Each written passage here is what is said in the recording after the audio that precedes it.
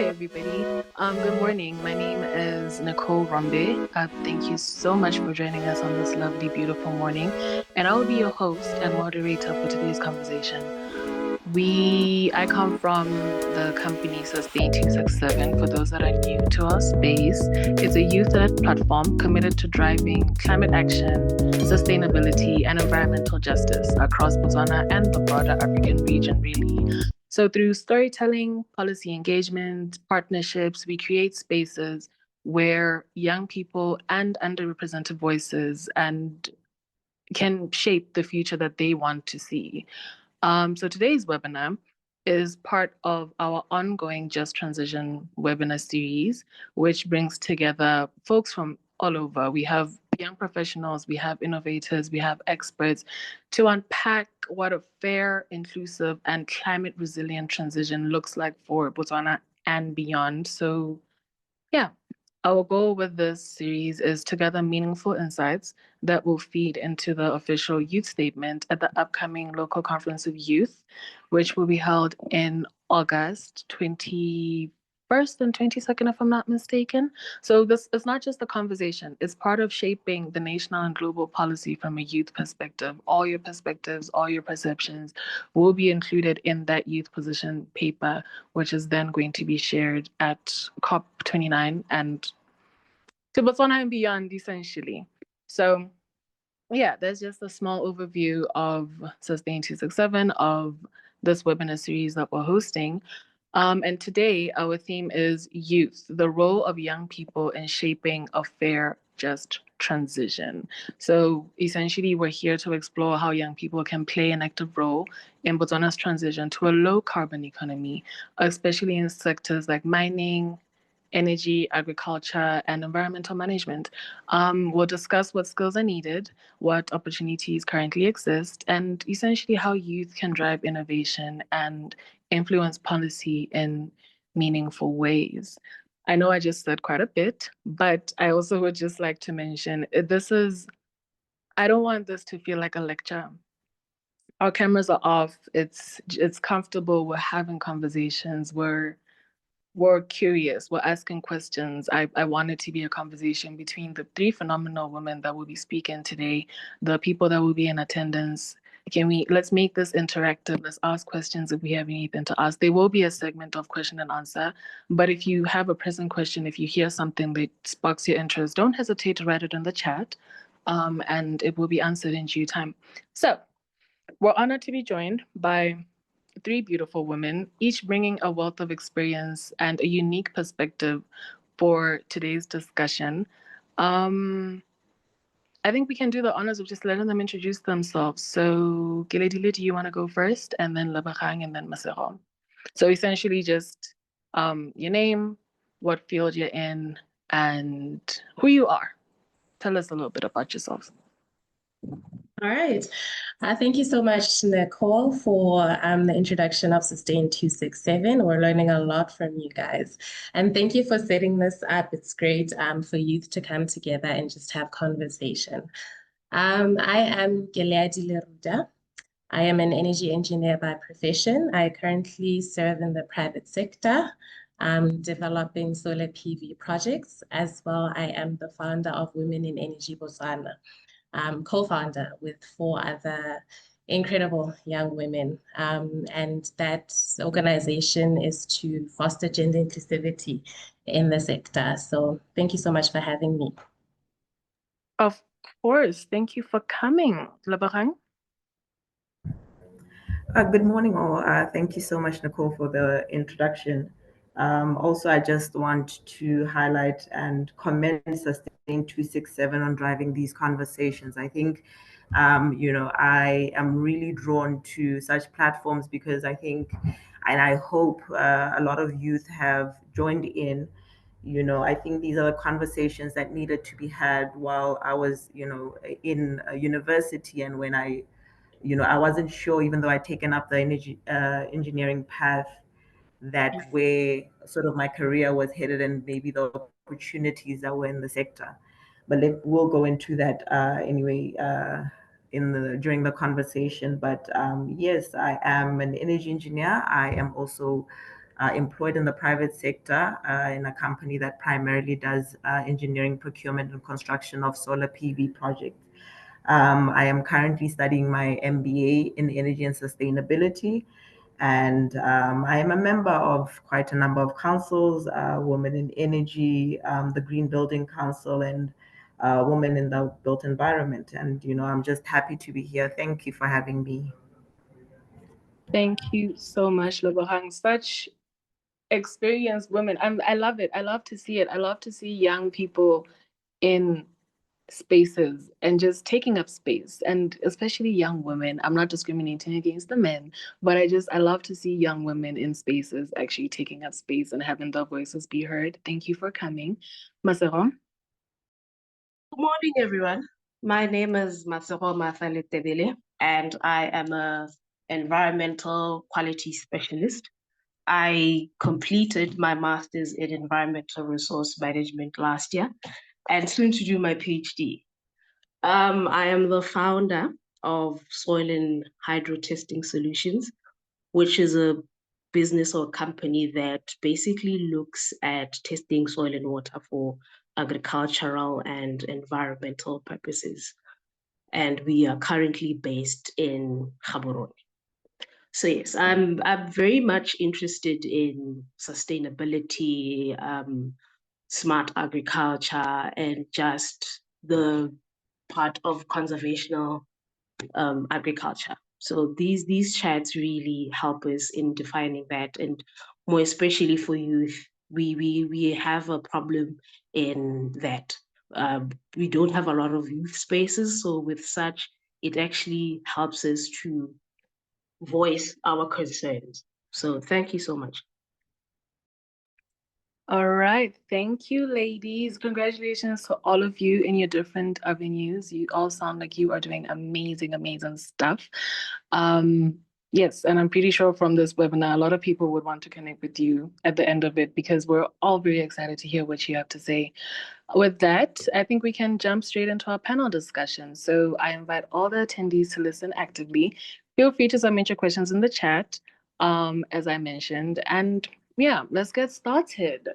So for the panel discussion, I really want to bring together we have women in energy, we have women in agriculture. I want to get the different perspectives of the different women and what they go through in their day-to-day lives. So I guess we can just essentially I'll start with Masero, and then we'll move on to Gileadile and Lebogang because you guys are kind of in a similar field. Yes, so for Masero, how can young people be actively involved in the just transition process, particularly in agricultural and environmental sectors where many livelihoods are at stake? Okay, thank you, Ms. Rambe. I honestly believe that youth can be involved in the just or can actively be engaged in the just process in many ways. You find that youth can now be into the green agricultural innovators by redefining sustainable farming, looking at your conservational agriculture, looking at your agroecology, which is just basically integrating ecological principles into farm design and promoting biodiversity. We can now look into solar powered irrigation systems, leaving out the diesel operated pumps that are costly and quite unsustainable. Now you can use solar systems in your farm designs. You can look at using greenhouse farming, which is quite good because now you can actually plant any vegetable or any crop all year round. And this will reduce pesticide use and water efficiency, especially in a semi-arid area like Botswana. And then we have youth as environmental restoration champions. We then look at youth now doing reforestation and afforestation campaigns using indigenous tree species to combat deforestation.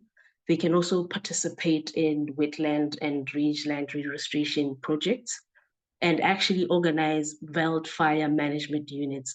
One thing that we have seen is that wildfires are a problem in Botswana, both spatially and also just the number of times it keeps occurring. So if you create community awareness on fire prevention, it could be a vital thing in the just transition. Also, youth can also be knowledge brokers. They can educate and empower rural communities. They can train smallhold farmers on climate resilient techniques such as rainwater harvesting, composting, pest integrated management, and land use planning. They can also establish demonstration plots in villages to showcase practical applications of improved practices, your smart agriculture, your green agriculture. And then now youth also can also be policy influencers. They can ensure that there's representation in climate and land governance. Youth can lobby for climate finance access for youth-led agribusinesses and inclusion in subsidy reforms. They can also have youth climate committees that will interact with land boards, your agricultural extension offices, and district councils to actually highlight what is actually happening on the ground. And this will inform the policymakers on what's happening. So those are just some of the ways I think youth can actually be involved in the just process. I like that you touched on quite a number on different scales. You talked about informing policies, you talked about finance access, you talked about education and empowering, especially the rural communities, because we do know that there's a lot of youth that feel that they do not have a voice, right? Yeah. In rural communities, it can be very hard to not have a voice. So thank you so much for that. That was very detailed. I like that. So for Gileadile and Lebogang, I guess you guys will go one up to the other. Same question, but this time just in the perspective of energy, the energy sector, because there are shifts to renewables. We're gaining momentum in that field. So how can young people be actively involved in the just transition process just within the energy sector?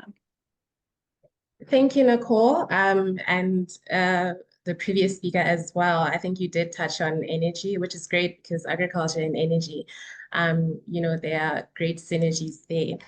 But I will speak to, the integrated resource plan has targeted a 50% renewable energy contribution to the electricity mix, right? This is by 2030 and, primarily by solar. So this is, one of the ways that young people can involve themselves in this transition. We have targets that the new administration has set out for us. And by, building entrepreneurship and social innovation, young people can lead startups and initiatives that will contribute to achieving these bold ambitions. Another big one for me is capacity building, which Martha spoke to as well, especially in the underserved communities. I think it's very important to, when we reach out to the rural and remote communities, to, speak in a way that, they will understand the technology, they will understand the financing behind it. There are different levels to accessing financing, and financial literacy is a very important tool to understand, right, before accessing it. And so I believe very much in education. I think it is very empowering. And this is also one of the ways that the youth can get involved, to just go out there, join community energy projects, form clubs that will empower the underserved communities. As well, advocacy. It's very important for youth to build a collective voice. There are a lot of different organizations currently that are speaking to sustainability, that are speaking to ESG, that are speaking to the just transition. But if all of these organizations, and they're youth-led organizations, and some of them are women-led organizations, I'm so used to speaking to women-led stuff. But if we stopped working in silos so much and maybe came together collaboratively and formed a collective voice, I think the youth, can stand a really good chance in advancing the voice that we have to include youth in decision making for the future. So I don't want to speak much on it because I know Lebo also has a lot to say on it. Yeah, thank you. Thank you so much. I love that you talked about, especially that last point of we need to stop working in silos. It takes a village.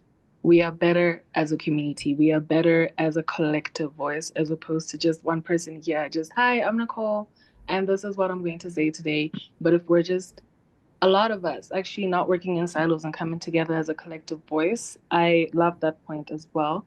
Lebahan? Thank you very much. Yeah, I think I'll just add on to what was said and then I'll speak specifically to the sector. I think, firstly, I just want to highlight that, the youth are currently well positioned for this just transition. And I speak to this because I think the youth are the most adaptable. I think the energy space is quite broad. And I just think, we are quite tech savvy and we have a lot of access to information that I think we need to just always leverage on. Um, yeah, and I will keep going back to and referencing my university days. I think because energy engineering is a program that I enrolled into, not fully understanding what it entailed. And, as just growing in the sector, I think one thing that I have learned is to always position yourself. I think the reason why I'm sort of associated with quite a number of organizations is because I think this is also a way that youth, and this is a call to youth, to always position themselves, to always make sure that, they are involved in, as Geladle said, community projects, education, awareness and creating awareness. And just the construction environment, the energy environment, the Green Building Council that I'm affiliated with, just then, I think I just want to expand on, the sectors that, there's a lot of opportunities. And I want to say energy engineering and the space that we're in is not confined to just the technical. And I think, when we talk about this space, we primarily focus on the technical and we forget that there's IT aspects to it. There's financial, there's technical, there's legal, and the list goes on. And just some opportunities that are in the market, I'll just speak to specifically the sector that I'm in and what other countries are doing and, opportunities that young people can tap into are sort of upcoming carbon markets. We are now talking, and this is also, I just want, this is sort of a call to young people that may just have a hobby, but that hobby sort of turns into something that brings in monetary value to them. There's this carbon trading that, is not currently happening, but these are sort of the spaces that youth can position themselves in where the trajectory that the country is taking, or just the Africa as a whole. Um, there's carbon trading. Carbon trading is basically, and I'll just break it down for those that don't understand, is where carbon companies that have high carbon footprint are allowed to sort of buy credits from energy efficient or projects. And so I think this, as young people, just development of this technology of and leveraging that opportunity, because I think it's fast approaching with the government's call to that eight gigawatt solar power deployment. We need to be well positioned in that area. There's also virtual power stations, which I think now bringing it home to the little man and the small man is where there's uh, business opportunity. There's countries across the world that are doing virtual power stations, and this is where a small house or a little man has a small system or a small electric vehicle charger with a small battery bank, and technology allows that. at any point in time when maybe the grid is constrained and there's limited power and there's, during peak demand times, this technology allows each and every household, no matter how small your system is, 5 kilowatt, to sort of dispatch power and just manage it as if it's one power station, and dispatches power and sells it to the utility at a price that at that point in time, I don't know, is given. But so I think I'm talking about sort of what right now is considered a little bit non-conventional. I don't know if that's the right word, but it's what currently is not on the ground, and maybe the opportunities that we can leverage on. I also just want to also talk about maybe the technology. Right now in the space that I'm in, or in the work that I think another gap that we have identified is in the operation and maintenance of solar power projects. And let me bring it down specifically. So the advancement of things like drone technology and AI has made it, I think, easier. And these are just some of the opportunities that young people can tap into and leverage on these opportunities. So I think, just to close it off, I just want to urge and encourage young people to sort of leverage on cross-sector partnerships. Like I said, there's just so many aspects: IT, finance, technical, legal. If we all came together and just sort of created cross-sector linkages, I think we could, as young people, be a powerhouse and develop you know uh, products, business ideas, technology, all in the green space. Um, yeah, I think that's it. Thank you for that. I like how you not only you gave examples, for example, the carbon markets and the carbon trading, but you also did mention that there's a lot of information. I know for a lot of young people, sometimes it might sound like we're throwing jargon around. Like we just are saying things that don't make sense. You might get a little bit overwhelmed because we don't know what certain things are. But we have the internet. There's a lot of information available out there. And I like that one of your call to actions is that youth should honestly just equip themselves. But this actually brings me to my next question. So we're gonna go back to Maseho, right? In your environment and agricultural background. One thing that all the speakers have talked about is capacity building, right? So, what specific skills and training do you think the youth need to access the emerging green jobs within agriculture and environmental conservation? Okay, thank you, Nicole. I believe that green jobs represent the future of work in a climate conscious world. So to seize these opportunities, youth in Botswana must be equipped with the right blend of technical, digital, and entrepreneurial skills tailored to local environmental realities and markets. So when we look at the technical skills in sustainable agriculture and environmental management, we then have to look at climate smart agriculture. What key elements are there? You would need to have skills in drip irrigation, mulching, rainwater harvesting. You would need to have a bit of knowledge in drought-resistant crop varieties and intercropping systems. When now you're moving on to your soil and water techs or your service providers, they need to understand things like your soil sampling and nutrient analysis, organic fertilization or just fertilization on its own, the pH balancing, salinity management, and erosion control. When now you are looking at a farmer now who want to invest in greenhouse farming, they would need to understand how the greenhouse works. So how does the temperature affect the crops, humidity and ventilation control? We look at pest and disease management under that confined area. And then when now we move on to your environmental offices or environmental monitoring, you'd have to understand the basics of soil, water, and air testing.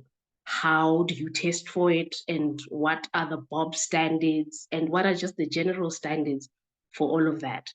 And then we need to understand that there's environmental impact assessment. If you're going to do environmental monitoring and compliance, you would need to understand how to conduct an EIA, on how to actually write an EIA report. Then when you go to the business and green entrepreneur skills, I believe that a person who's venturing into agribusiness should understand the development from farm budgeting to enterprise planning and value chain development. Something that is currently not developed in Botswana is the value chain development. And then you have to look at the product diversification, producing and marketing organic or climate smart food, certifying and label for eco-friendly products. And then we can look at turning agricultural waste into compost or livestock feed, processing food waste into biogas or organic fertilizers. I know of a place in Mamashia that actually incorporated synthetic fertilizers and organic fertilizers. What they just basically did is, instead of having just your normal nitrogen, phosphorus, potassium fertilizer and adding a synthetic filler, they used an organic filler, which is the crow manure. They just take crow manure from surrounding feedlots, test it, and then add it to that. And that concept on its own is very good for soil health. And then we can look at digital and data skills for smart farming and resource management. We can now move on to your geographic information system mapping and land use. This could be used for people who are mapping your grazing zones, watershed areas, and erosion hotspots. We then can also look at mobile platforms for agribusinesses. I know of an app called Mpatisa, which is just basically for agribusinesses, from your testing solutions to your water surveyors to your packages.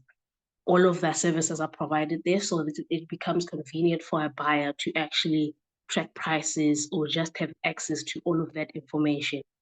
And then we can also look at drone technology, monitoring plant health and measuring land degradation, and also managing large farms. You find where you'd have a farm of 150 hectares. It's quite difficult to manage it manually. So you would need your drone technology for surveillance, for fertilizing and spraying. And then we can have your weather and climate tools, excuse me, which can be used for forecasting rainfall or tracking drought patterns. So yes, those are just some of the skills I think can be used for people who are doing agriculture or in the environmental sector.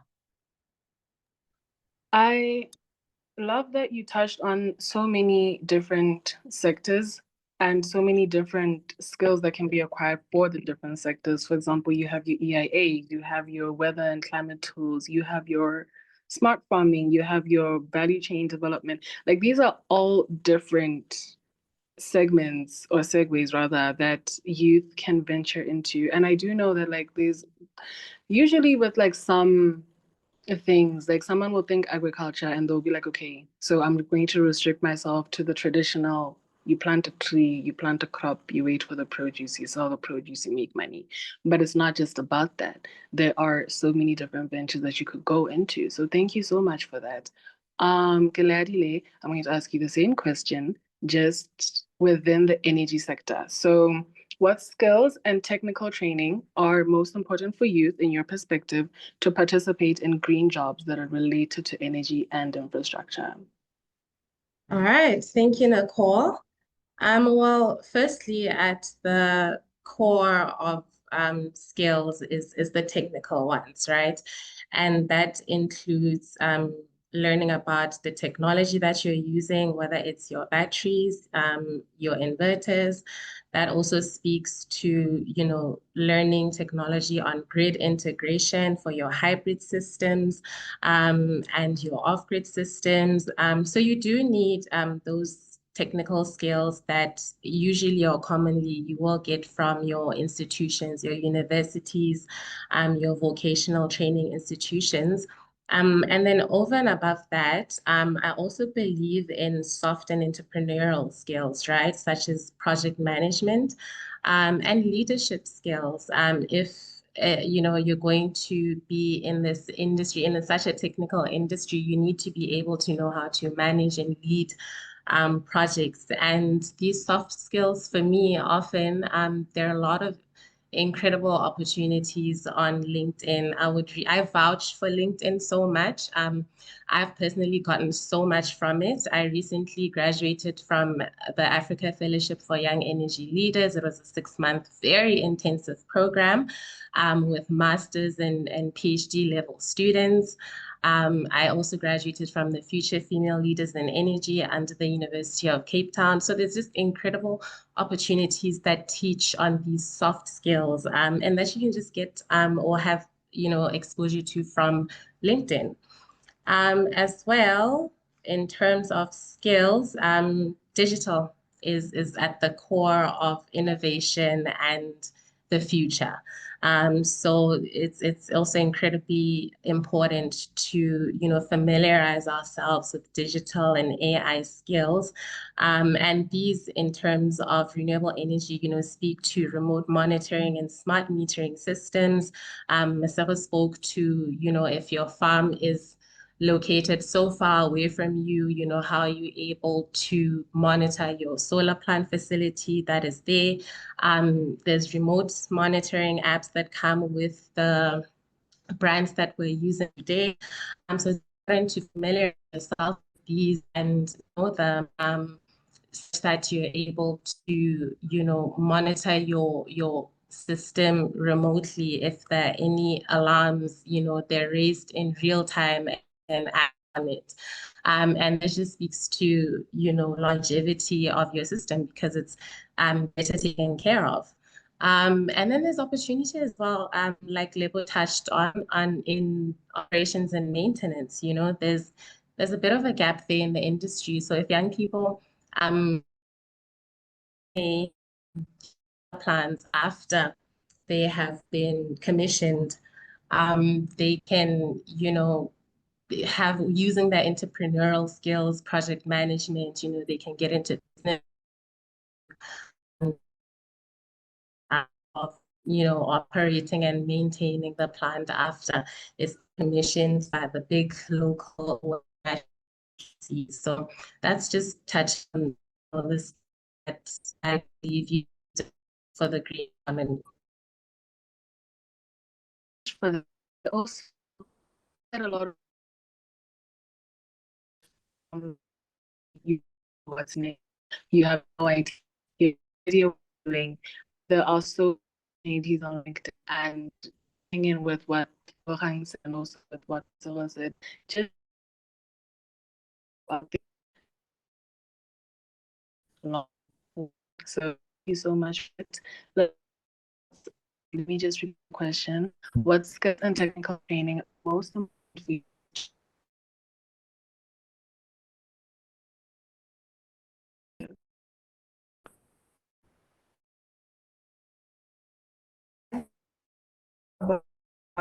On the majority of the points that I had, but I think I just want to go back and highlight again that, green jobs aren't just technical, professional. And I think opportunity for any young person, who is interested in joining the sector in whatever field you're in. I do genuinely believe that there's a way to integrate, green technology into your everyday, even hobby, But yeah, I think just touching on that again and just maybe adding a few points to what she's already, Gladly has already highlighted there is, on the technical side, I think there's a big still need for energy auditing and management. I think especially right now, looking at our mandate of climate action, we need to be very cautious of how our electricity consumption patterns, and so energy auditing and management, I don't think will be phased out anytime soon. If not with increase in industries, there might be and increasing demand in that sector. I think climate and resilient construction and green building principles. I think just even from a policy point of view, I think right now our buildings are not energy efficient, and I mean everything from the structure of the building to the appliances within the buildings, and from across private properties to government facilities. I don't think there's any policy that is uh, enforcing sort of that climate resilient construction or guiding climate resilient construction and green building codes. I do know they are being developed, so I think there'll be a lot. So anybody in construction, and I mean literal physical construction of buildings, I think there's an opportunity and a big opportunity there. Yeah, I think just system designs. There's a big I think there is a demand, and those are skills that I think youth need to or can tap into. I'll go back to sort of the digital and skills. I think just proficiency in different types of softwares. I think just understanding. I think understanding Internet of Things and integrating it into our everyday smart monitoring and load control requirements. I think the analytics of data within the space, within the carbon and energy space, and just I think that's a critical, skill to have. Yeah, and then let's not leave behind entrepreneurship. I hope there's entrepreneurship here, but just basically, I think, and I'm going to lump it up with the financial sector. I think just understanding, and we start off with understanding the carbon markets. And so, just with the financial aspect of, the skills that we need. I think right now the government, and just as of current, there's a 900 megawatt tender up for the development of, 2 by 250 megawatt solar power plants and 2 by 200 megawatt solar power plants. And, just the development of these projects, the financial structuring of these projects. And I know this might be at a larger scale than maybe locally we can handle, which I definitely know it might be open up to international bidders. But these are opportunities that, the government is sort of driving, that local citizens, participate in these projects. And so if we don't know how to develop, how to model these projects financially, I think that's one skill gap that we really need, because I think right now, just that access to funding or finance is a challenge that the youth are facing. So let's just get those financial skills. And this, I think, is a call to anybody in whichever sector.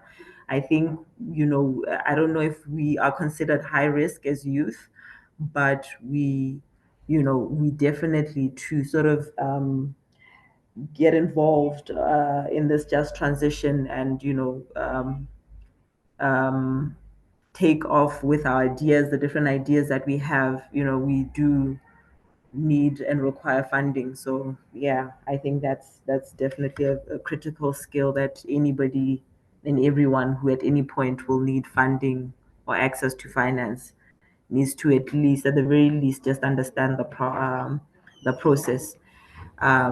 So also just in reference to maybe some of the projects that we are undertaking, there's all the regulatory framework that sits in the back of it. We have the regulatory boards, the approvals from environmental, and I think it was touched on this, but just the environmental aspects of what energy projects or what it takes to set up energy projects, for example, environmental assessment plans, the regulatory authority, the geotechnical studies that go behind it, the survey, the land surveying of these projects. I think, yeah, yeah, I think this is just to add on to what Galadle said. I think she really did touch a lot in that regard. Thank you. We have a hand up. Let me see. Yes, go ahead, Kelly. Yeah, sorry, it's me. I just wanted to add on to what Lebogang has been saying, especially about the big plants. Before a solar plant facility can sit on a piece of land, for lack of a better word, there needs to be the pre-feasibility and feasibility studies that Lebo has talked about. So this is another one of those opportunities that youth can really tap into. And this, speaks to value chain development as a whole that Masako spoke about earlier. So there's a lot of different aspects to literally just, installing or building a solar plant facility. There's so many gaps that youth can get into in terms of that development. And pre-feasibility and feasibility studies are another big one. So just wanted to add that. Thank you, Yeah, lady. thank you. I am loving that it's becoming very clear that everything is linked. We have women from different sectors. We have the agriculture and the energy sector, but everything is linked. With this piece of land that we have, there's so many different opportunities and everything is linked. But this is not to say there are no challenges, because I know that it can be very inspiring right now when we're having these conversations and we're like, okay, cool. So there's gaps here, these gaps there, but there are challenges that youth face, right? So going back to Masero, um, how can no, sorry, what challenges do young people, I want to say especially those in rural and agricultural communities, face in accessing green opportunities during this just transition that we're trying to establish? We all know that lack of funding is a big one. We need funding, especially in rural communities, to actually undertake projects. And it can be difficult to get these funds. But I'm sure there's other challenges and stuff. Or if you want to um, talk more about that, feel free to do so. But yes, in your perspective, what challenges do young people, especially those in rural communities, face in accessing green opportunities? Thank you, Mr. Rambe. From my experience or from my knowledge, another problem, especially in the agricultural sector, is that youth have a limited access to land and productive resources. They have, especially with the land part, you'd find that you apply for land now, you're only going to be granted that land in 15 or 20 years' time. And by that time, you're no longer youth. You don't have the energy or the drive or the passion or the grit to actually pursue um, the business or that you were supposed to do. So um, land is a problem. Land allocation, it's just a problem. And agriculture needs land. It needs a lot of land. So that's one of the things that I've noticed that is a big problem. And also limited access to capital, livestock, tools, and irrigation infrastructure. Um, we have agricultural schemes, or we had agricultural schemes that were including all of this, but it was not really for the youth, because you'd find that a project would cost about 200,000 and you would need to pop up 50%, which is like 100,000. Imagine you're just a 25-year-old who's just graduated from Buan, and you have this brilliant, innovative idea of doing a greenhouse, and you don't have the capital. Yes, the scheme is there, but it's not designed for the youth. Where are you going to get that 100,000? But your idea is viable. So that's one of the problems that I'm seeing in the agribusiness. And then we have inadequate training and extension services. Another thing is that many agricultural training programs are centralized in your urban centers, Gaborone, Letlhakane, Phalape, Maun. And imagine there's this young man from Zorwa, and they don't have access to these training programs, but they have a rough idea of what they want to do. And this business idea is quite viable. So it becomes difficult for the youth now to understand where to get the information or how to get the information. And then we have your agricultural extension officers, your Balimisi or Baluru, which now are overstretched, underfunded, or they don't practice green or smart agriculture. They are still using the same conventional agriculture that we were taught 20 years ago.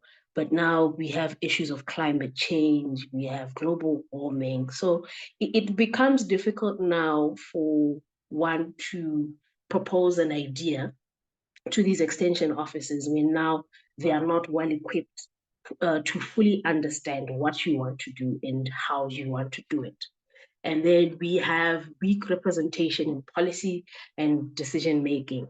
Honestly speaking, youth voices are really reflected in agricultural or environmental policies.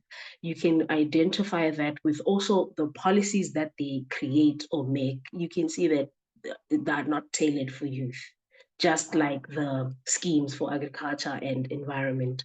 So I believe that if youth were more involved in policy and decision making, we would have good representation and actually good schemes and business ideas. And then the finance.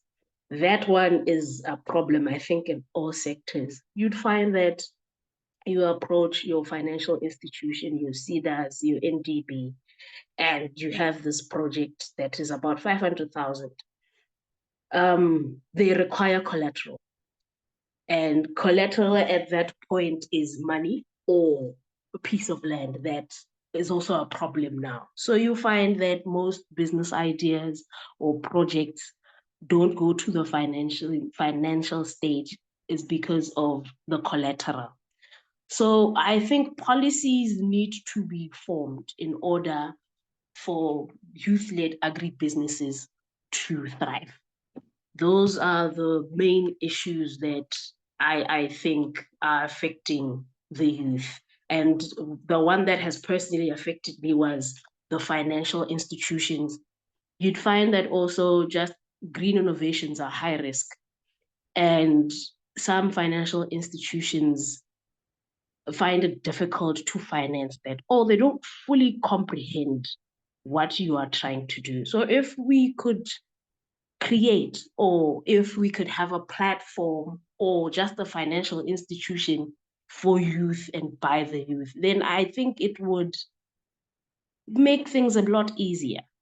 So yeah, those are the problems or the challenges or the barriers that I have identified in the agricultural sector. Thank you. It will go a long way. A financial institution for youth by the youth would go a very long way. And just to follow up on, I think it was the last point you mentioned about the agricultural and environmental policies, right? How does one get into these spaces? And this is something that I'd like all our lovely speakers for today to touch on. We can't all go to COP, right? We can't all be sitting on boards that have the power to actually make these policies. So one might wonder, okay, I'm just a girl or I'm just a guy. I graduated school. I want to put myself in a position where I can actually influence policies, where my voice can actually be heard. And I think, which is another reason these conversations are important to have.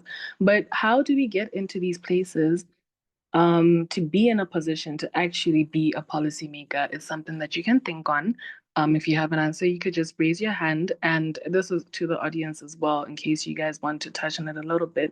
But thank you so much for that.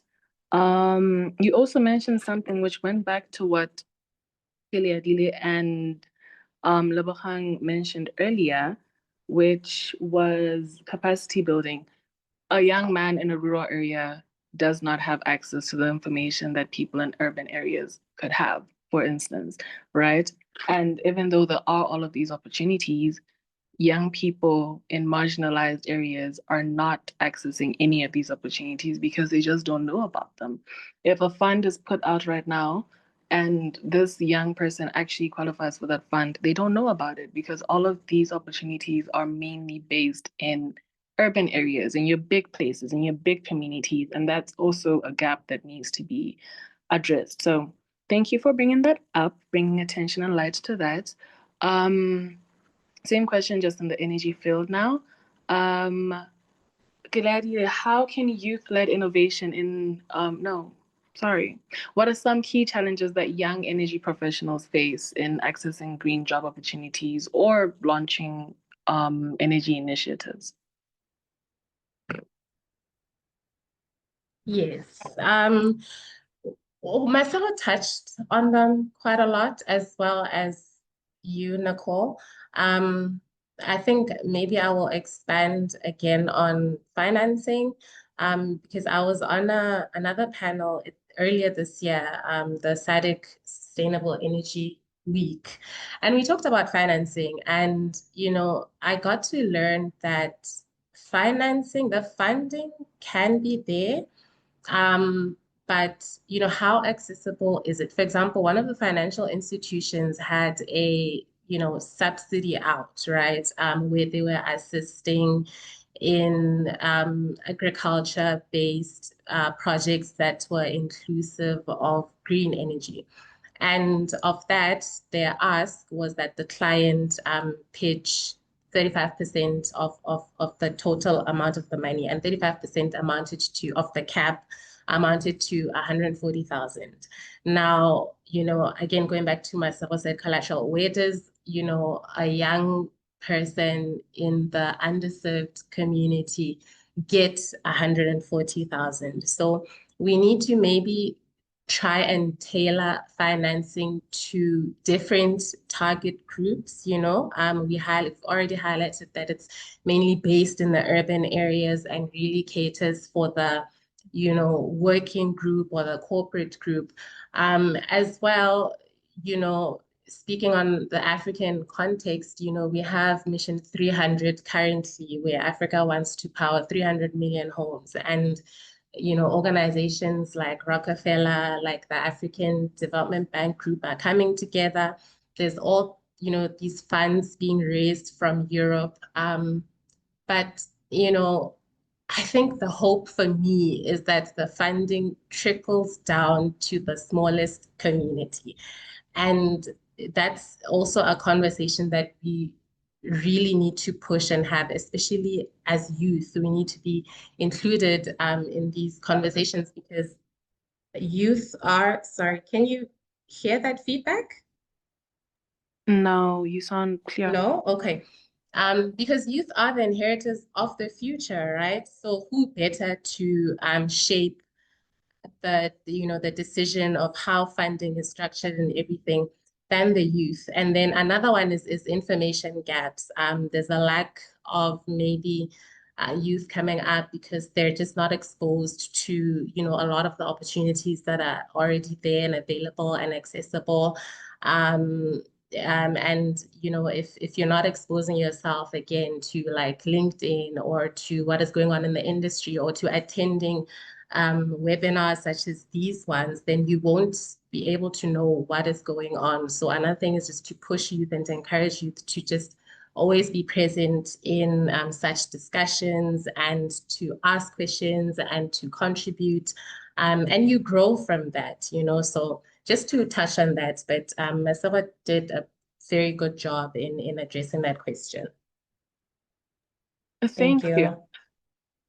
While you were talking about the funding, I had a thought. And what if we get this funding? Because let's say the funding is available, but are the youth equipped on knowing what to do with that funding?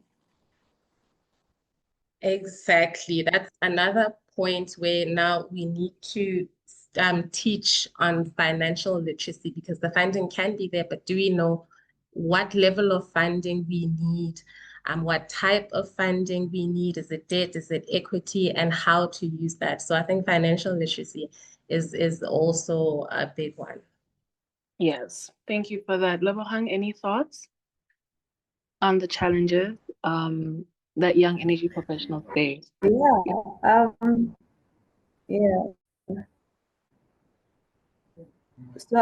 So I'm just gonna quickly add on to what Galadi said regarding the financing, and I think we need to approach our banks now, or financial institutions that they're slowly, you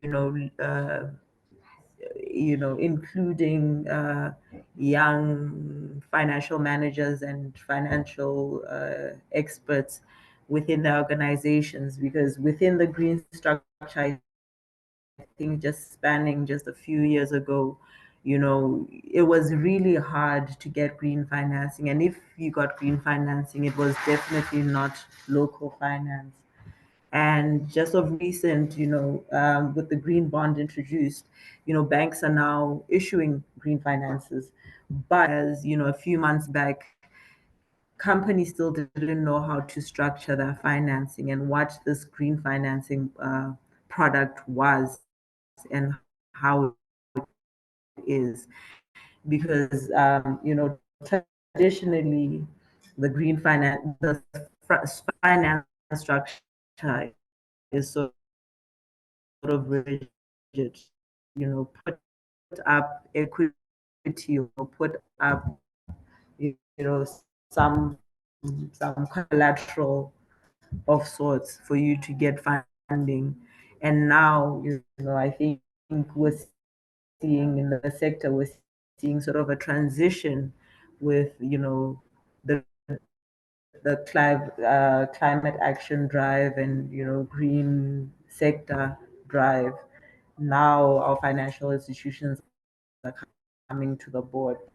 But yes, um, that limited training and limited knowledge still within the sector. Unfortunately, I don't know.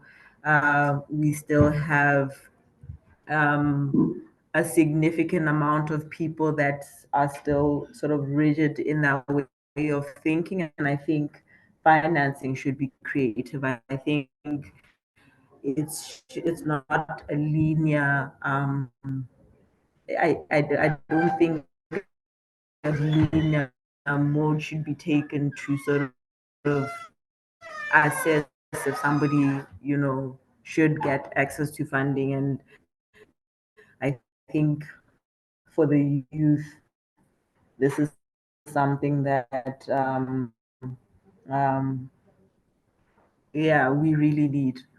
I mean, how many of us have a piece of land to put up as collateral? But yeah, I think also just in conjunction with that, I think our training opportunities are also limited. And I'm talking about, let's say, out of school, young professionals, engineers, just in any field.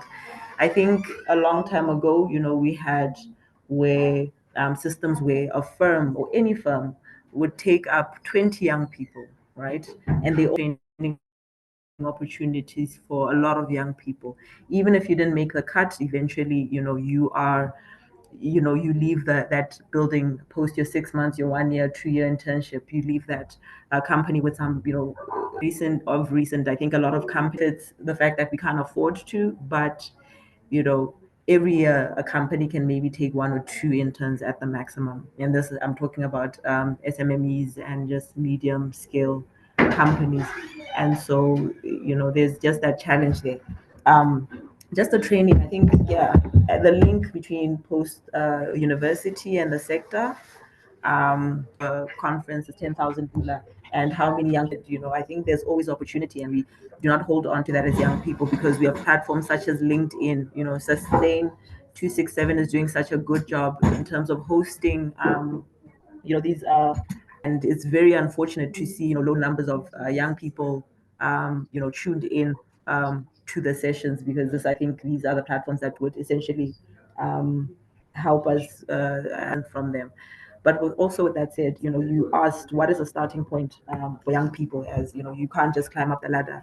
I don't know if this is a good side in, but the foundation of 267, I think I still remember it at the infancy stages, where there was a lot of um, you know, I think if somebody had been short-sighted, they would have long sustained 267. It all started up with picking up litter, with planting a tree, Pato sits on international platforms where she's advising on policy at policy level. And so sometimes we shouldn't look towards our broken systems, but rather create them ourselves. You create your LinkedIn page, you position yourselves wherever, whatever free opportunity you get, sit in those rooms, sit with those ladies, join those free. And a lot of these organizations, mind you, that I just mentioned, you know, um, uh, registration with them is about 50 pula, 100 pula annually. I think that's a sacrifice that a lot of young people can make. But also, these are the places or the platforms that, they share a lot of opportunities in terms of, what's in the sector, what's happening. If anybody, because, any one of these organizations has over 200, I think, well established people in them. So, anybody could be looking for a job. Anybody could be looking for somebody with, a specific skill. And, that's just the starting place, guys. Just start your LinkedIn page, one post a week, one post every 2 weeks, Facebook, create a little bit of traction, touch on, just learn, continue learning, continuous learning, read, join webinars. And yeah, thank you. Thank you for that. Just start somewhere, 100%. I think one thing that youth always struggle with is there's this there's this thing of, okay, I'm going to start today, and then tomorrow I'm going to be a sensation, and I'm going to be all across the world, and I'm going to be doing this and that, and it's this is real life, and unfortunately it doesn't work like that. So just start somewhere. I thank you so much for that. I think that's a very good takeaway from this session. This panel discussion has been very informative for me. I really hoped a lot more young people would join, but that's what the recording is for. That's why it's going to be posted, because these are the conversations and the platforms that we need to listen to engage in, to speak to. Do we have any questions from anyone in the audience? Bakang, do you go ahead? Yeah, thanks. Thanks for the invite and the conversation and all the thoughts and inputs. My name is Bakang. I'm head of policy and programs with the British High Commission. I joined just out of curiosity and interest in the conversation. And I agree with, I think, all the thoughts that have been shared in terms of where we are, in terms of what young people need to do. And I think Botswana really doesn't exist within a vacuum when it comes to the conversation of the just transition. The economy is interlinked with the global economic and development architecture, which is rapidly changing as we all know it. And I think when it comes to climate as well, we all know that we can feel the impact of what's happening globally, and we can feel it locally in terms of how we're dealing with more climate-related crisis now than we've ever dealt with before. And I know there's a growing conversation about inequality amongst countries, not just amongst people, when it comes to the just transition, and not just amongst communities. And as I've said, the development architecture is changing. Gone are the days of international development partners coming into countries with multi-million pound and multi-million dollar development budgets.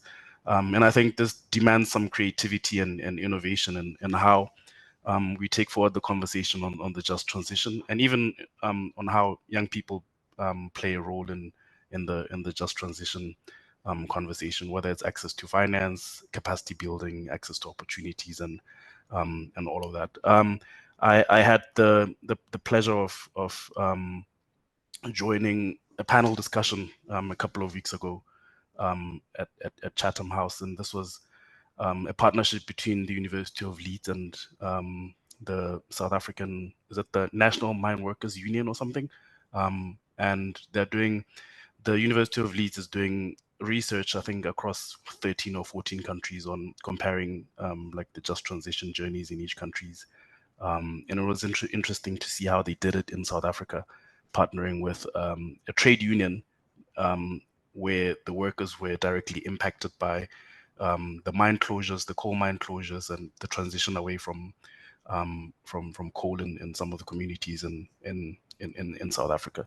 And I think going forward, these are really interesting collaborations and partnerships that I would personally love to see happening in Botswana, and between whether it's between young people and research institutions elsewhere, just to make sure that we document that knowledge in the transition. We base our conversations on research and evidence, and so on. And I'll throw it back to you guys in terms of just out of curiosity, if there's one thing that the international development community here in Botswana could do to support young people, or just support the just transition conversation generally, what would it be? I know we're used to giving a whole menu of options to whether it's embassies or UN agencies on what they could potentially do. But if there's one thing that they could do to support Botswana in its just transition journey, what would it be? So yeah, I'll stop there and throw it back to you. Thank you so much for that, Bakang. That was very insightful. Thank you for joining as well. I will let our speakers answer your question according to what they think. Should we take Boitumela's comment/question/perspectives first, and then we can get to answering? Okay, sounds good. Boitumela, go ahead. Hello, good morning, everybody, and thank you so much for organizing this Sustain 267. My name is Bitumela, and I am a climate justice advocate here in Botswana. So maybe just like Bagang's reason for joining today's session, I stumbled upon a webinar yesterday that was talking mostly about finance and tax and economics in Africa. And one of the things they touched on was on how we have an opportunity to be resource providers for the just transition, in the sense that in Africa, we are rich in critical minerals, which we all know is being used in a lot of these electric things and batteries. And so an interesting conversation came out of that, where we were discussing how this is an opportunity to change the narrative of exploitation in Africa generally. I know that in Botswana as well, there was some resources I think Okanye, and I don't know if already it's been commissioned the mining of a critical mineral resource there. But this is an opportunity for us not only to be intentional about growing our economy using the resources that we have, but also contributing to the just transition and using that to finance our climate adaptation. I don't know how it's going to look like. I don't know how it can be done, but it would be very interesting to have more conversations around that. Yeah, basically that's what I wanted to say. Thank you so much, Bitumela, for that. Yeah, I agree with you. There's this thing, it's also there's so much uncertainty. We have conversations, but there's so much uncertainty. We know what we want it to look like. We know what this just transition may entail, but we don't know how to get there. Like, there's no step by step to get there. There's no manual that a country could give us and be like, hey, do this and you will achieve this. There's so much uncertainty. So thank you so much for bringing that up. Masoro, Lebohang, do you guys want to address Bakang's question? Do you have any thoughts on that? Or anything that Boy said? Yes, I can just touch on that. Well, thank you for the comments, and it's great to have people, who are already in the policy space, listening in and contributing to, such conversations. But I think if there's one thing the international development community can assist youth with, I know there's the cliche saying that education is the key to success, but I really honestly believe that education is an empowering tool. And so we have a lot to learn as not just youth, but as a country. And so international communities, upon benchmarking from them, they can bring the resources and the tools, maybe in something called a green innovation hub, where we will have access to education on what is going on around the world and how we can tailor it to our local context. And where, ideas can be prototyped. But this is because I know we have an innovation hub, but this is specific to the green economy and the just transition. So I think that would really go some way in giving youth the platform and the space to really be creative and innovative and inclusive because international communities will take from what we are saying and build on that and develop um, you know spaces for us to be able to advocate for what we would call youth inclusivity in decision making. So I think yeah, that's my thoughts on it. Yeah. Thank you. I like that because I was also thinking about it and mentorship programs. Mentorship programs could go a very long way because I think one thing that we're noticing is that there are people that are willing to have these conversations. Um, this information is available. A mentorship program would go a very long way for the youth that don't know where to start or don't know what to do. So Yeah, thank you. absolutely. Yeah. Um, okay, does Lebahan? I think she said everything. I'm Got you. good. Okay. Boys suggested a reading in the chat. It would be great if we could actually all read that. I think that would be interesting. Thank you so much for that, Britumelo. Okay, if we don't have any more questions or comments from the audience, I think we can move on to the next segment of this webinar, which is the Youth Policy Spotlight, Influencing Policy, Youth Strategies for Just Transition. So one of our speakers, Gileadile, is going to give us information on this, and then if there are any questions, we'll ask immediately after, and then we'll be leading to the closing remarks. Are we able to see it? Yes, ma'am. All right. Thank you once again, Nicole, for this platform. I think I'm going to touch on, what was said throughout the last hour. So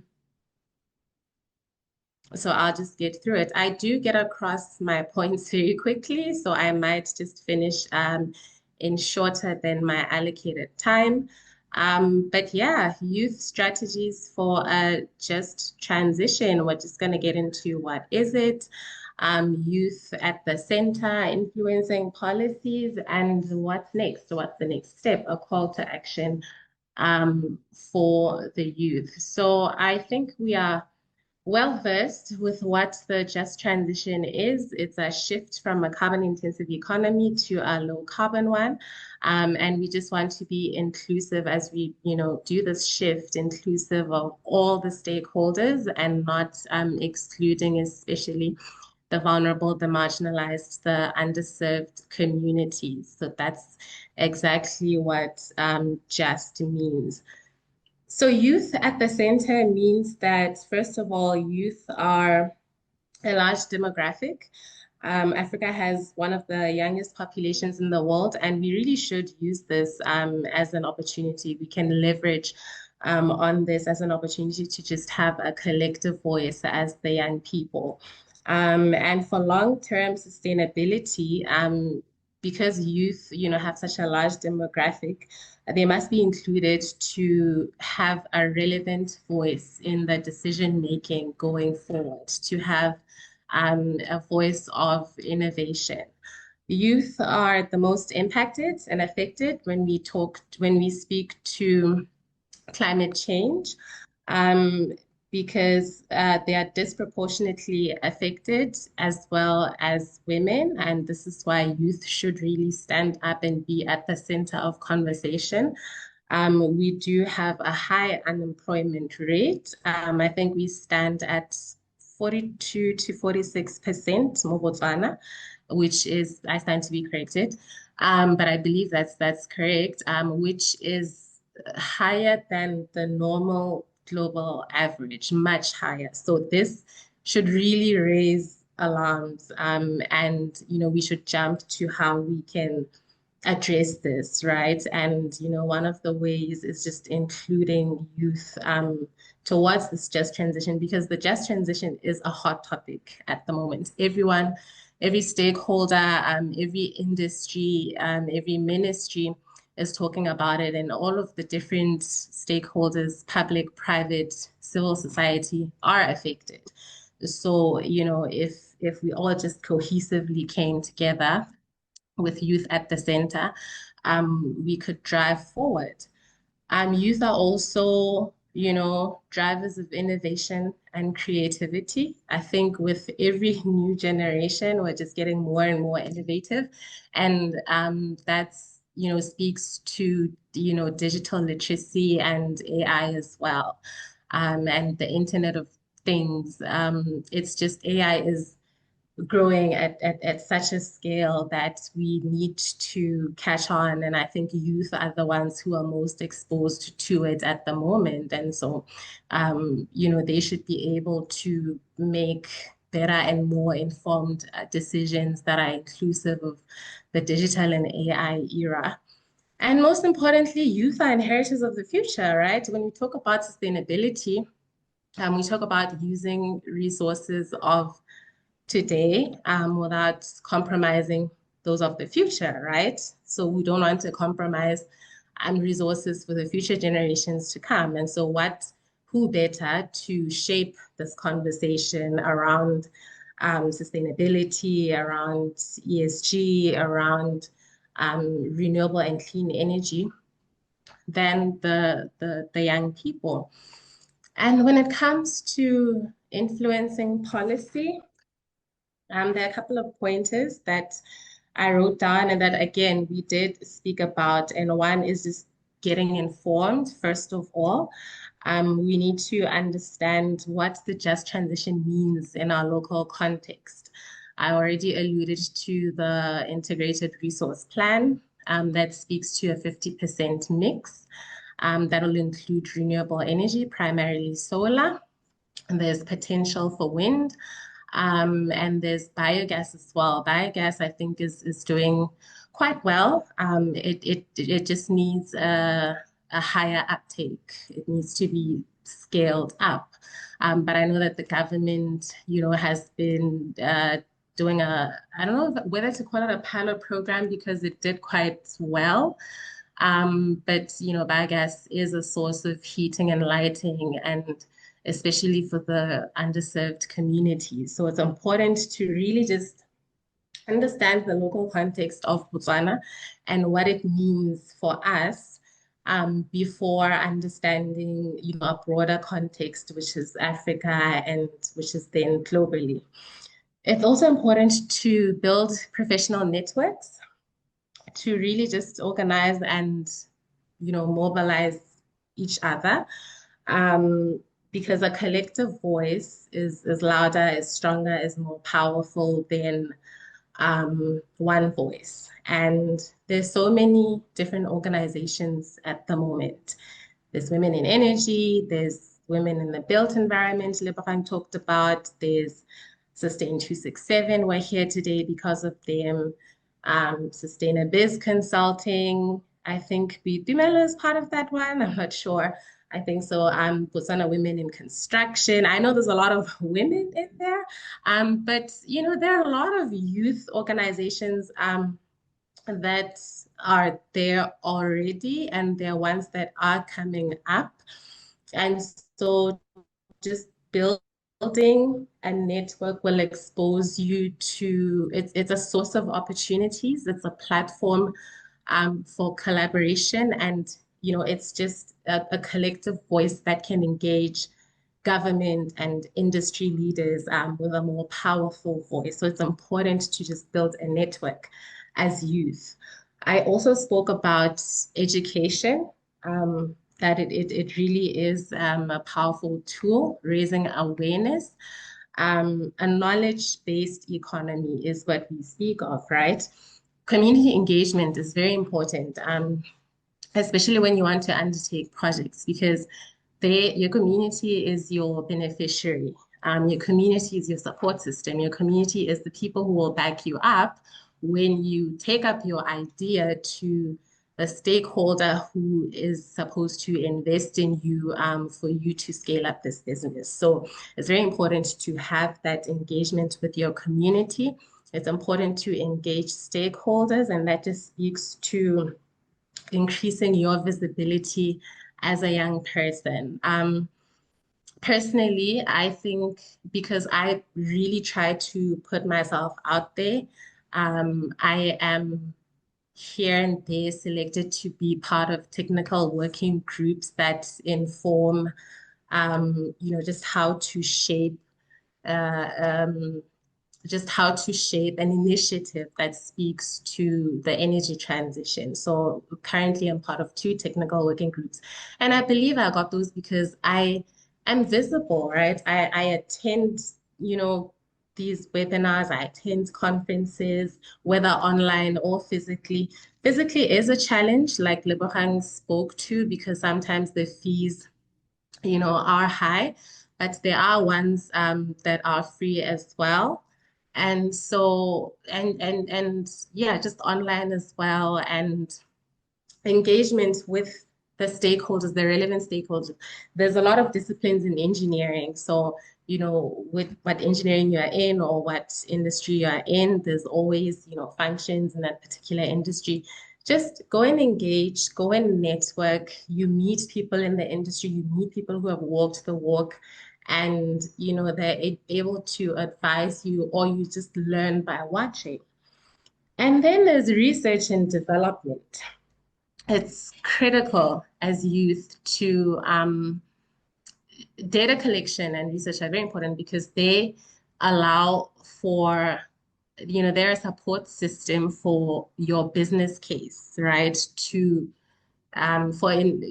include youth in decision making. So when you're a young person and you want to be part of a board, if you come with your facts, if you come with your data collection and your research that will build to what you want to do, then the next person or the person you're presenting to will have an ear because you're coming with, something that is actually on the ground and something that is real and, something that you want to tackle. Research is a big one because yeah, I think there's a bit of a gap there, right? And I used to think of research as just this big mountain to climb, just heavy reading and just, too much screen time and all of that. But you can start with baby steps. I've seen on LinkedIn a couple of young people just, publishing a short article, an opinion piece on something that, is relevant in the industry.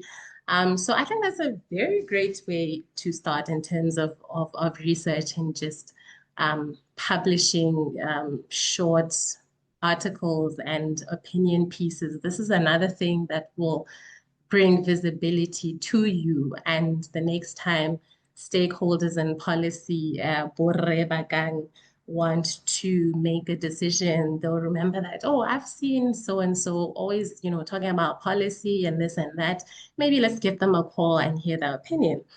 So these are just some of the ways I think that, excuse me, youth can really, take up in order to participate in conversations around influencing policy. we do have challenges and barriers. We come across those quite a lot. We have underrepresentation, and this can come from information gaps, right? Where you are just not aware of the opportunities that are currently ongoing in your industry, where you're unaware of what is relevant to your industry. I've been speaking about the integrated resource plan. It's a document that comes from the Ministry of Minerals and Energy, so find access to public information in Botswana and read about it. There's so many acts that are in draft, and get access to those, and read about them and see what contribution of value as a young person you can add. But currently there is underrepresentation, but I do think it is something we're working on, because lately, I mean, I'm seeing quite a number of organizations coming up with a voice, setting up, 2, 3 day conferences, webinars, and such, just having conversation around this. We also have financial limitations. Those are very apparent, because we are young people, right? Where are we going to get collateral? And, yeah, financial limitations to the startups that we want to create. And I think this again speaks to the point that I had for Rebakang, gore maybe if we had, such a hub that is tailored to especially or specifically to the green economy, and it'll educate, it will, give access to resources and tools, it will build network through mentorship. Then some of the many limitations or challenges that are listed here can potentially be resolved. And information gaps, I think I've spoken on that one. It just prevents participation, because, if you don't know about something, you're not going to be there to participate.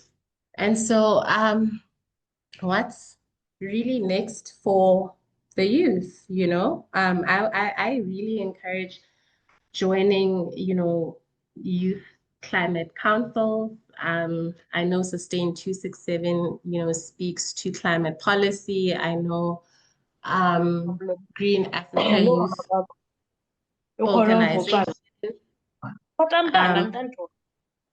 Martha, your mic is on, as well as. Sorry about that. That's okay. Thank you.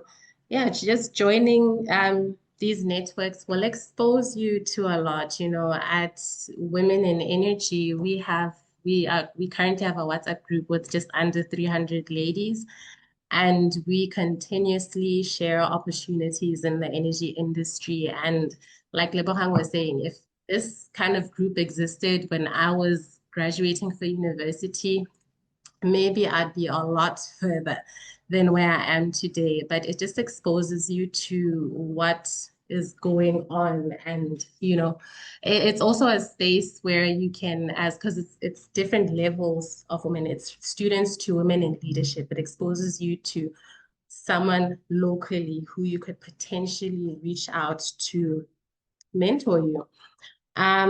As well as I spoke on submitting position papers on LinkedIn. That's also something that, as a young person, you can take up just to increase your visibility as a young person or as a youth-led organization.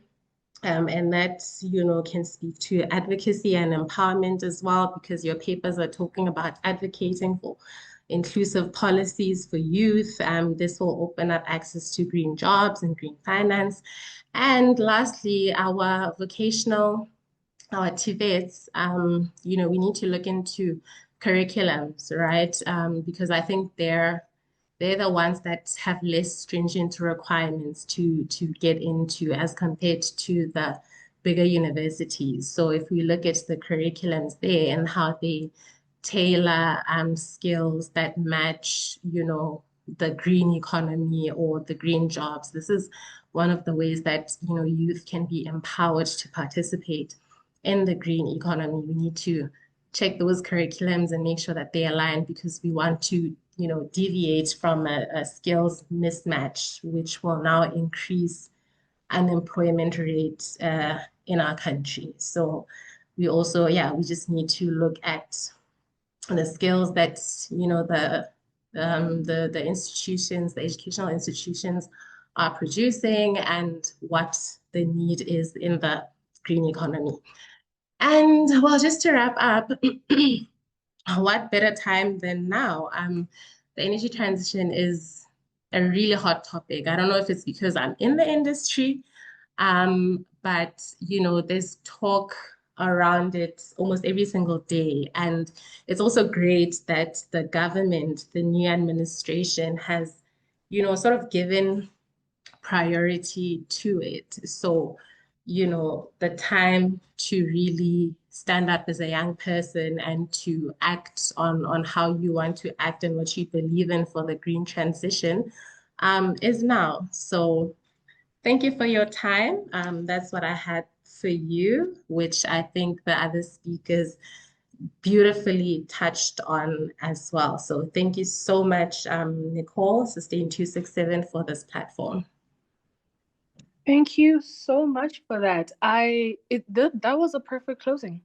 It really was. I have no closing remarks because you brought together everything. You talked about a call to action, which other speakers talked about as well. You talked about how youth are the large demographic.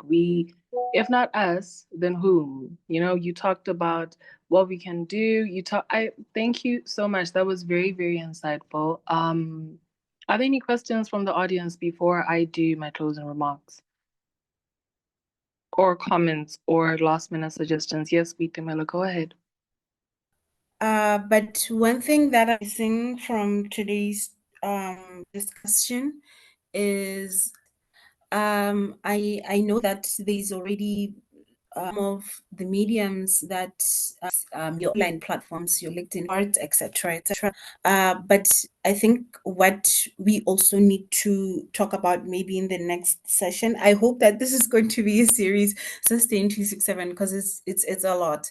I would like us to also focus on an equitable transition that also navigates like the social and cultural transformations that will happen, especially within communities which are still rooted in traditional livelihoods. And we know that they are the ones who are mostly vulnerable to climate change, as they are mostly pastoralists, and they are in agriculture, etc.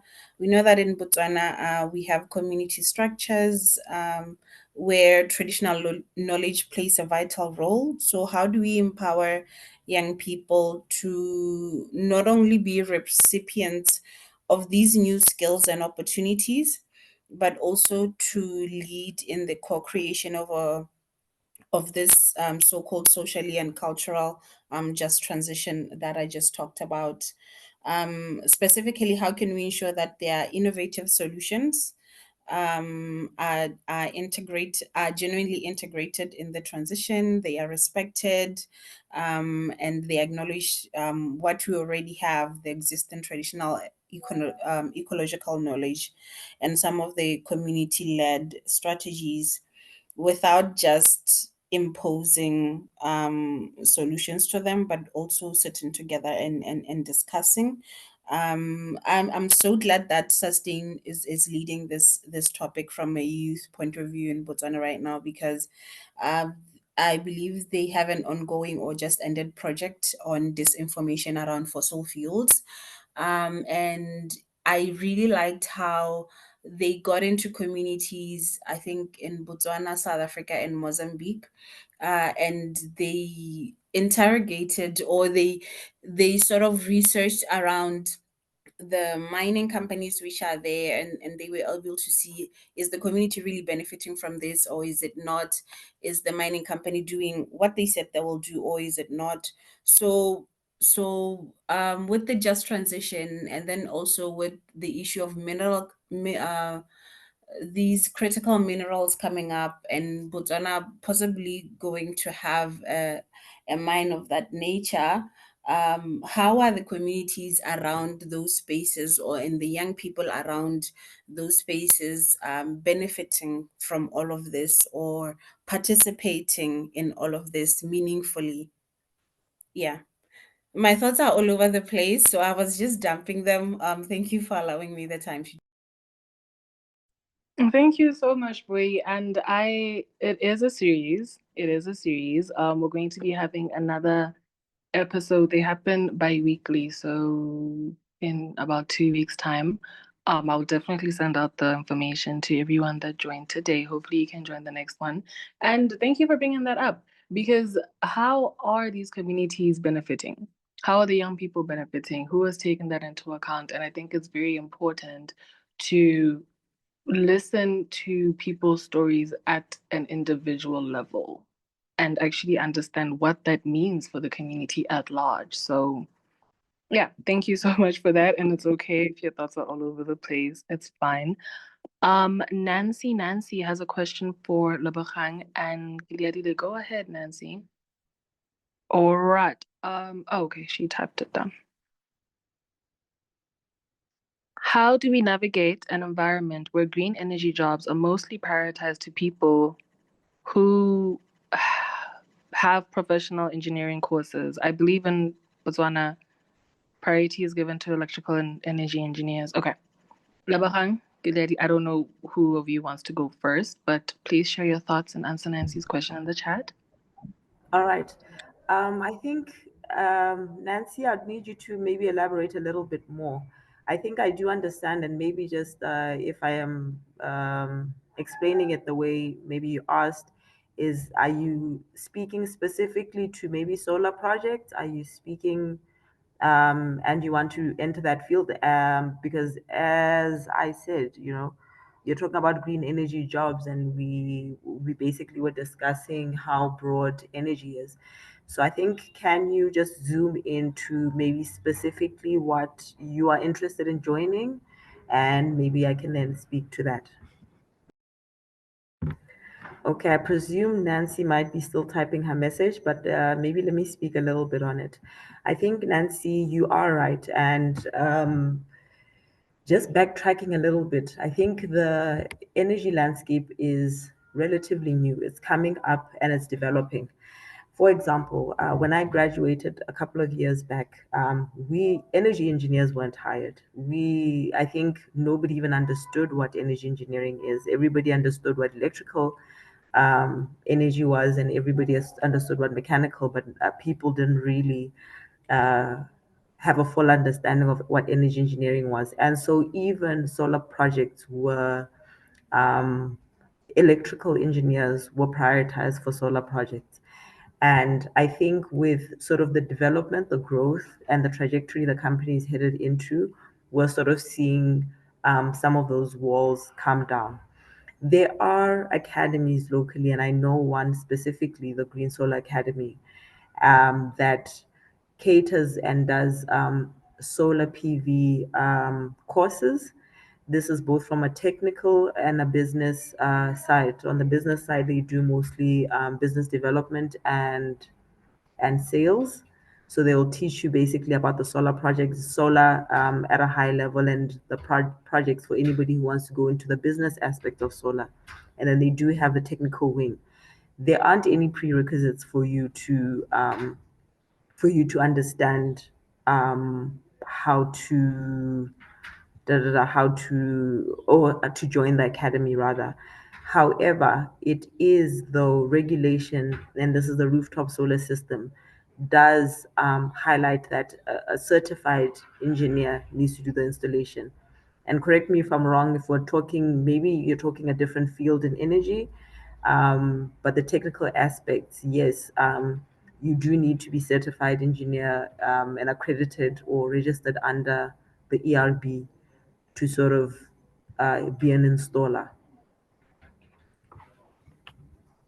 I don't know if Gladly you want to add or maybe comment. Yeah, I think this is probably across the board, even in other disciplines. A recruiter will look for someone who holds that professional academic qualification for that technical part of the job. But that's just what it is. It's the technical part. There are other um, parts to it. Like Lebo said very early in this webinar, energy or renewable energy is very broad, and the value chain of it is very broad. We need project developers, we need financiers, we need sales and customer support.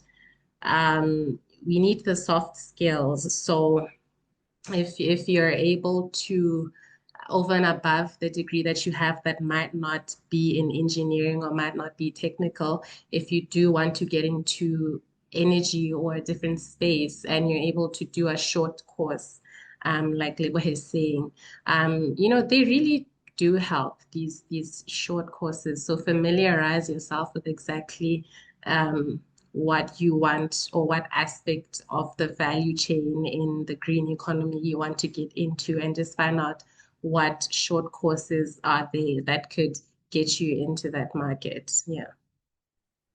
Thank you, ladies, for that. And I think, to Nancy, I do think we did discuss how multi-sectoral green energy jobs are. So I'm not entirely sure if you wanted that answer from just a broad perspective, which I think the ladies did a very good point at answering. But if you just maybe want to try narrow it down, you could reach out to them on LinkedIn. I'm sure they'd love to have you. Their names are exactly their names as they are on here. It's Labaran and Gileadi. I'm sure they would love to answer that for you. And I really hope that answers your question. With that being said, I thank you so much for this wonderful conversation. It was very, very informative from perspectives coming from the agricultural sector to challenges that are being faced in the agricultural sector to energy to getting feedback from actual, excuse me, to getting feedback from people that are already in the policy space of what the youth can do. I think we really touched on quite a bit of stuff.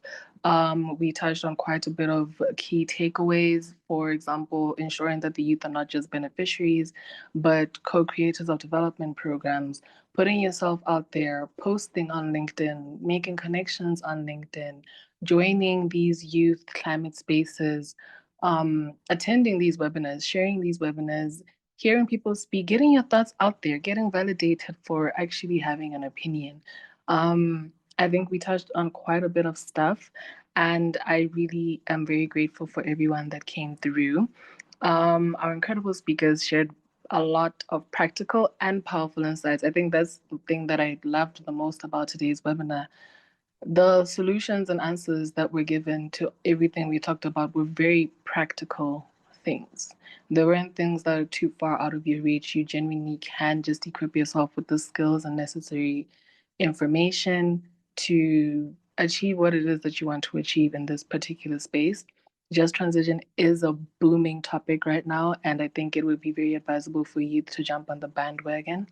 Um, yeah, but also today's conversation reminded us that a just transition is not just about changing technologies. It's about shifting power. It's about investing in people. It's about making sure that young voices, especially from countries like Botswana that are affected by a lot of climate change impacts, young people from rural communities are not left behind. So, to everybody that tuned in, whether you're a policymaker, a funder, a student, an activist, your role matters. So let's carry these ideas forward and into action, into the youth statement. Everything that was mentioned today, points will be extracted and will be added to the youth statement that will be taken to COP. So thank you for your inputs. And yeah, let's carry these ideas forward into every room where decisions are being made. If that's all from everybody, thank you once again for joining us. You can find the recording of this webinar on Sustain 267's YouTube page. It might be uploaded within the following week. In about 2 weeks, we have another webinar. I think the topic for that one is going to be something along the lines of technology and how, since we're now living in an AI world, how can we use technology to influence this just transition? So it would be lovely if you could all come. And until then, stay engaged, stay bold, stay rooted in justice. Don't hesitate to reach out to any of us. We are always happy to have you. I've been your host today. My name is Nicole Rombe from Sustain 267, and thank you for coming. Thank you, ladies, for speaking today as well. Thank you very much. Thank you so much, Nicole. I've had a lovely time with this conversation. Thank you for being such an excellent moderator and facilitator. Thank you so much. Thank you, everyone, for tuning in, and thank you, Nicole, for the invite. Okay. Goodbye, everybody. Have an amazing rest of the day. All right, bye. Thank you. Bye.